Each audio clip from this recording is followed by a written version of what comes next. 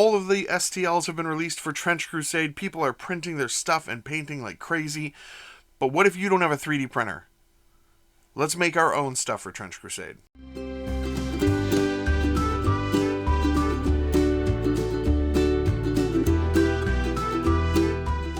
Hello and welcome to another episode of Blast Arcaded Painting.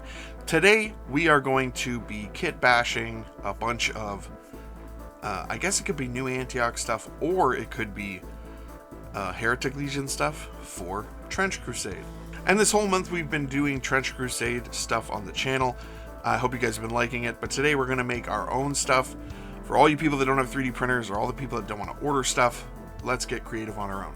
Also, if you buy miniatures kits for the sole purpose of having them for when you feel like kit bashing, does that count towards your pile of shame? Let me know in the comments below. I don't think it does. Anyway, let's raid the bit box and get started. So I have some late Saxon Anglo-Danes, some late Roman armored infantry here, and some British infantry here for the guns mostly, and some gunfighters too. They have smaller hands because it's the female ones. And a bunch of bits from Games Workshop. I got some veteran guard heads. And yeah, I'm just going to start dry fitting things and seeing what looks good. So luckily, all these kits kind of go together. I've got some Necromunda bits in there. Anything you can have, and you can use fantasy stuff, Old West stuff, because it's all like a weird amalgam of time. And just put together what you guys think looks cool. And yeah, this was a fun project, and here they are Zenithald, and then yeah, let's just start painting them. So because of the aesthetic look of Trench Crusade, where it's a lot of like armor and like very much like the Crusades and the Middle Ages and stuff like that, we can get away with using these bodies for this game.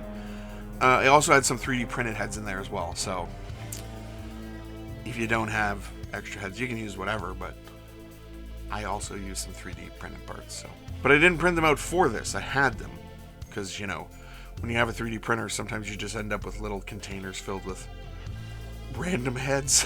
And though you could use these for Heretic Legion, I'm going to paint them in more of like a new Antioch style and give them a little story and a little symbol. The symbol is just a red line. They're just called the red line. But anyway, yeah, let's go. First thing I'm going to do is take some Skeleton Horde and some Speed Paint Medium here, and I'm going to put this on any of like their undershirts, anywhere under the armor, some of the robes hanging down. Take some Magic Blue and some Militarum Green and some Speed Paint Medium, and this is going to go on all the armor bits because I want that like green, sort of that army green, but Militarum Green was a little too dark. So I went with this as well because I am going to darken everything down later, and this turns out to be a really cool color. So the one thing when you're kit bashing and doing something like this, every body is a little different, so I can make up some story about how they're all just ragtag, they've stolen their armor from other things, and kind of apply that to what I'm painting, but you don't have anything uniform. So like when we painted the Heretic Legion, they're all dressed the same. They're in uniforms. These guys are cobbled together. So the idea is to pick your colors that you want to use and then put them somewhere on each of the miniatures. Try to get them to look as uniform as possible. Like the undershirts were all one color and the armor was all one color. But yeah, as long as you get the colors on there, they should look cohesive enough as a group. Next, we're taking some Snake Bite leather here and some Speed Paint Medium, and this is going to go on any of the belts and the gas masks that we have here. Remember, don't be afraid to mix mediums from different companies. The Speed Paint Medium is really good, and it comes in a bigger bottle. I can just get one of those instead of a bunch of little contrast medium bottles. And this is just going to go on any of the pouches as well. Next, we're going to take some hardened leather here, and this is going to go over any of the backpacks. So this is a backpack from a Napoleonic kit, but it just looked good. Doesn't have to fit. I'm going to put this on any capes and stuff like that. Again, it's just to all match the color scheme. We're going to take some Peachy Flesh, and this is just going to go on their hands, or use something else if you want them to all be wearing gloves. Now we're taking some dark wood and some Speed Paint Medium, and this is going over anything. Yeah, obviously we want to be wood. So pistol grips, handles, rifles, anything there that we want that wood color on, this is going on there. And just to note, the one here holding the axe is my favorite one. I don't know why. I love it.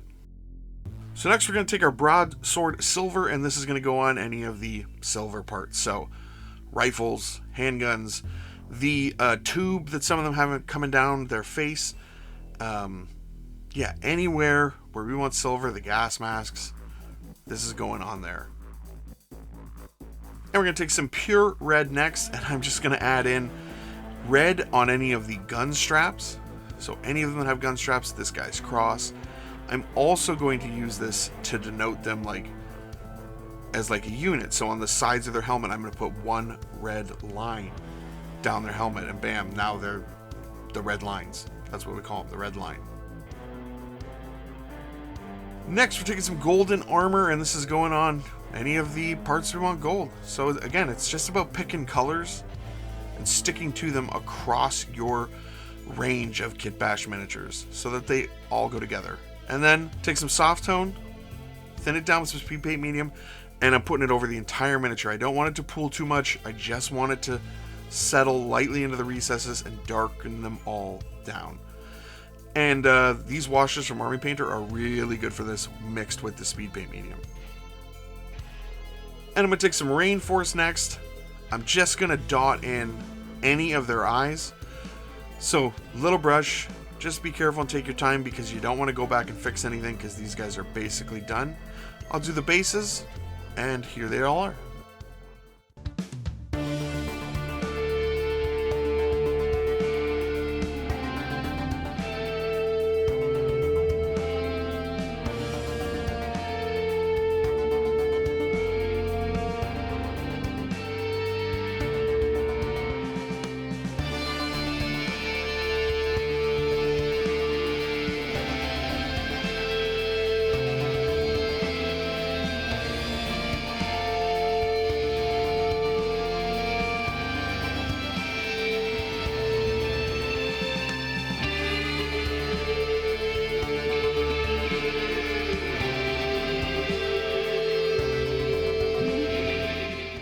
So what do you guys think? Let me know in the comments below.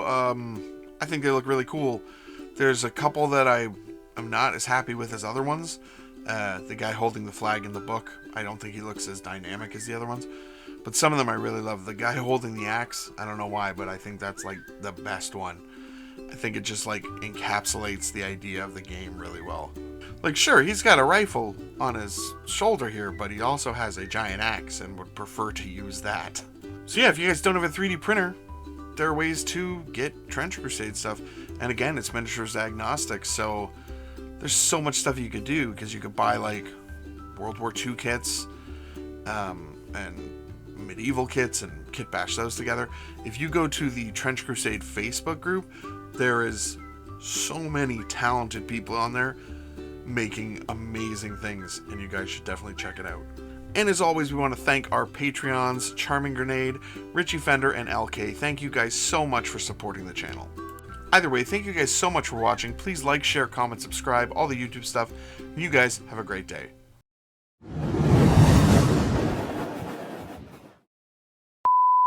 I want to be able to make jokes about Trench Crusade, but it's really difficult because it's such a serious game.